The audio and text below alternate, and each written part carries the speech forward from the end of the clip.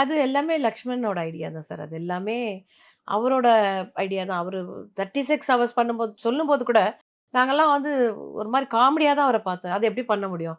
36 மணி நேரம் நம்மளால எப்படி தொடர்ச்சியா கச்சேரி பண்ண முடியும்? அப்படின்னும்போது அத நடத்தி காமிச்சாரு. அதுதான் சார் டைரக்டர்லாம் ஓ! இருக்காங்கல்ல சார்.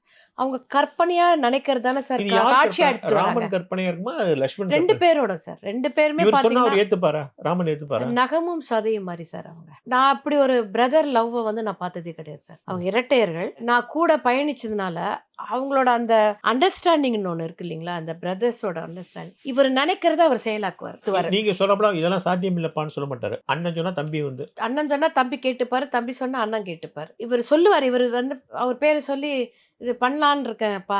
இது பண்ணலாமா?" அப்படின்னுவாரு.